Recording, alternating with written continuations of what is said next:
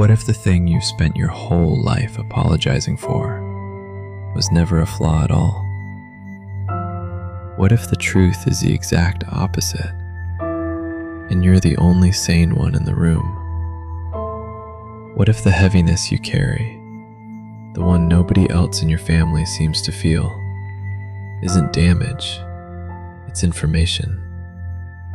Stay with this, because what I'm about to walk you through will change how you understand every moment you've ever felt like the odd one out. Not because it will make the ache disappear, because it will show you what the ache has actually been trying to tell you. Let's start with the feeling itself, because if you're watching this, you already know it. You smile at the joke everyone else finds hilarious, and something in you stays a half step behind, watching instead of laughing. You sit in a room full of people you love, and still feel faintly like a guest. You've been told you're too sensitive, too intense, too much, and some quiet part of you has started to wonder if that's true. Here's the question worth actually sitting with. What if it isn't? There's a habit most of us fall into without noticing. We treat difference as a diagnosis. If you don't fit the shape of the room you were born into, the assumption is that something is wrong with you, not the room. But that assumption deserves more scrutiny than it usually gets. Carl Jung spent decades studying something he called the collective unconscious. The idea that we don't arrive in this world as blank pages. We arrive carrying inherited patterns, instincts, fears, and unresolved material passed down not just through stories, but through the psyche itself. Jung called the parts of this inheritance we're not consciously aware of the shadow.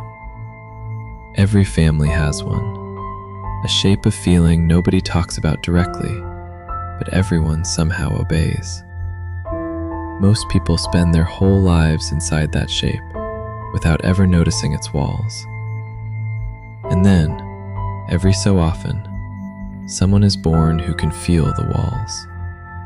Not because they're broken, because their nervous system is simply more permeable to what's actually there. This isn't mysticism. It's increasingly something science can measure. Over the last 2 decades, researchers in a field called epigenetics have found something remarkable. Trauma doesn't only get passed down through what a parent says or does. It can leave chemical markers on how certain genes express themselves. Markers that can be inherited.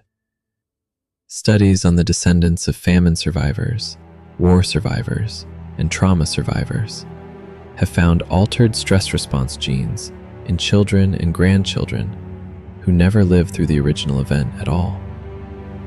The body, it turns out, keeps a kind of ledger, and sometimes that ledger gets handed to the next person in line, whether they ask for it or not. So when you feel a grief that doesn't seem to belong entirely to your own life, when a fear rises in you that has no clear origin story of its own, that isn't necessarily imagination. It might be closer to memory. Not memory in the way you remember your own childhood, but the kind carried in the body of a family that never fully metabolized something it went through.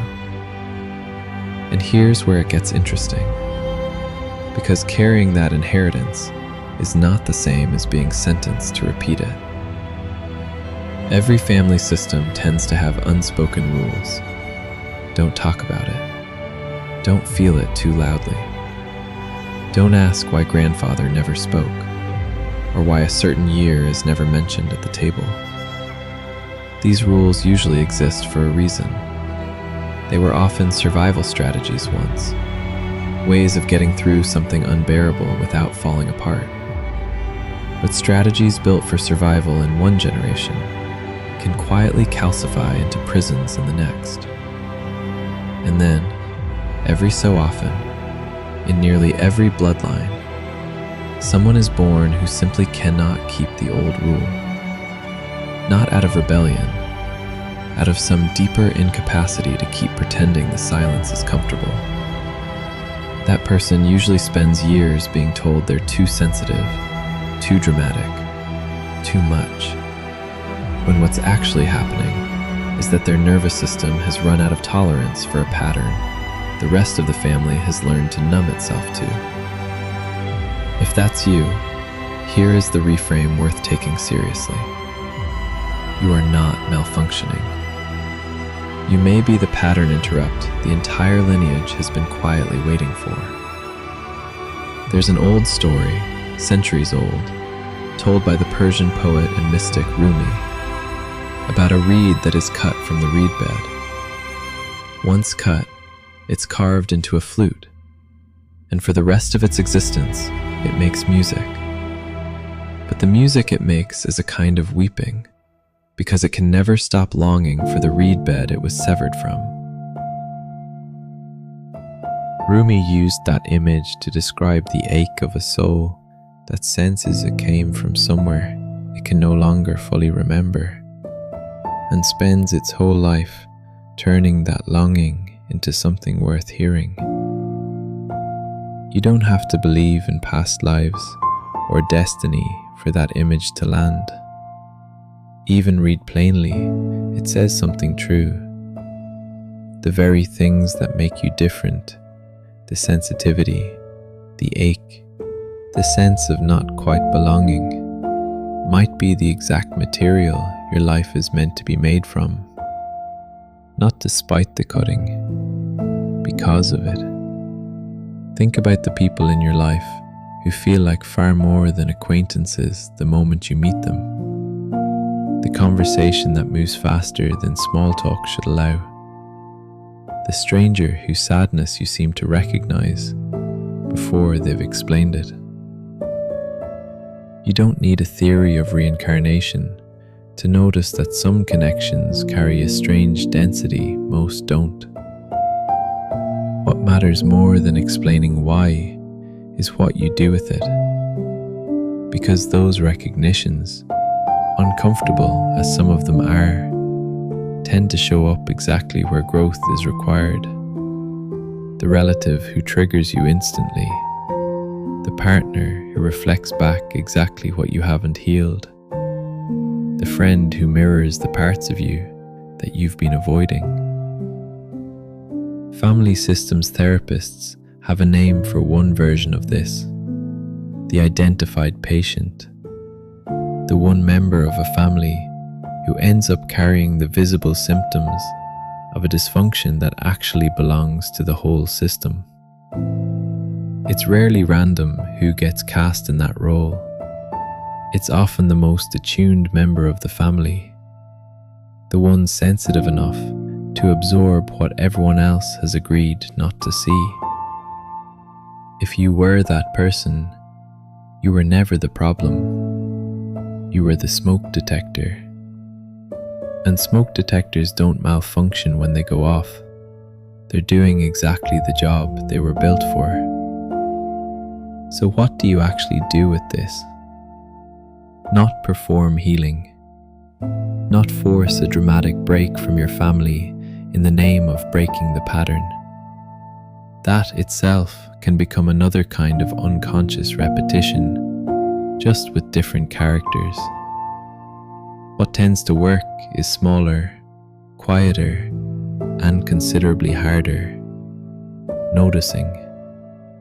Noticing the exact moment you're about to repeat an old rule automatically. Go silent when you should speak. Over-explain when you should simply state a boundary. Absorb someone else's discomfort as though it belongs to you. That noticing, done consistently, is where the actual interruption of the pattern happens.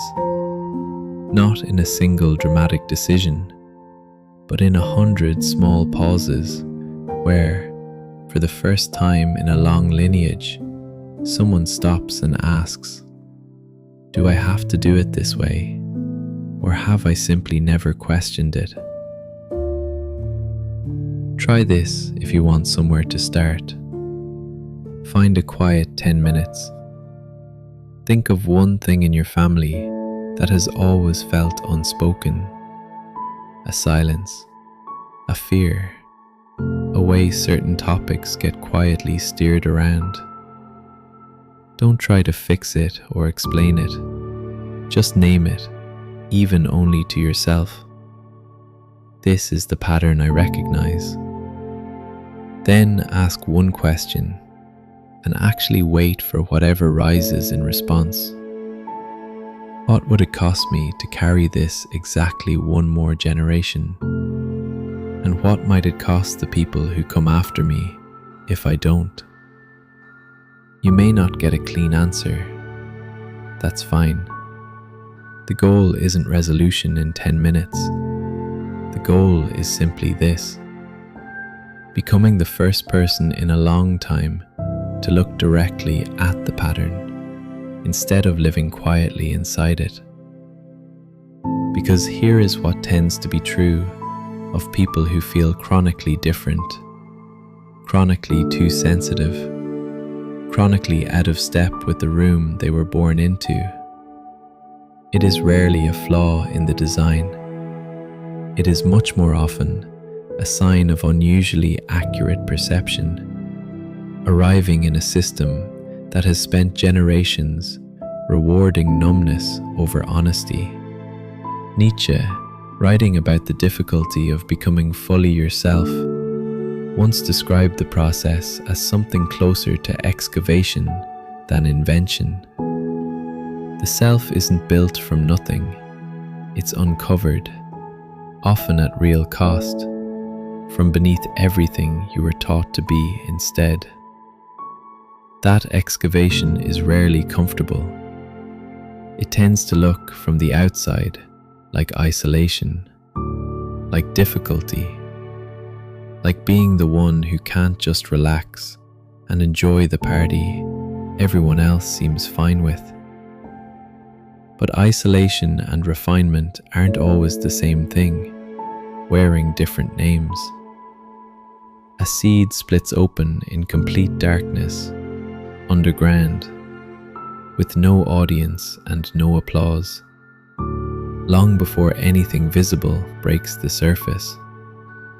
Some of what feels like exile is actually that. Necessary work, happening exactly where it needs to happen, out of sight. None of this requires you to become someone else's healer, or to carry the entire weight of your family's unspoken history as a personal mission. That would just be another way of overfunctioning, another old rule wearing a spiritual costume. What it asks for is much smaller and much more sustainable. Stay honest in the moments you'd normally go quiet. Let the sensitivity you were taught to apologize for actually inform a decision instead of getting managed into silence. Because here's what tends to happen slowly. When someone does this consistently, without needing recognition for it, the pattern that once ran automatically through a family line starts to hit resistance for the first time. Not through confrontation, through someone simply refusing, quietly and repeatedly, to keep it moving forward unexamined. Nobody throws a parade for that. Most of the people affected by it will never know it happened, or that it was you. A future relative may grow up with slightly more room to feel their own feelings without shame, and never trace that room back to anything specific. That is not a small outcome. That may be one of the largest outcomes a single, ordinary life is capable of producing. So if you've spent years wondering what's wrong with you, consider sitting, just for a moment, with the different question. Not what's wrong with me, but But what am I finally accurate enough to see? That the people before me were never given the room to look at directly. The ache you carry may not be a wound waiting to be fixed. It may be the exact instrument required for the specific work in front of you. The work of noticing, of pausing, of refusing to pass forward what was never actually yours to carry in the first place. That's not a small role to play. It rarely comes with applause, but it tends to be the kind of quiet work that outlives the person who did it. And this is Persiansk philosophy.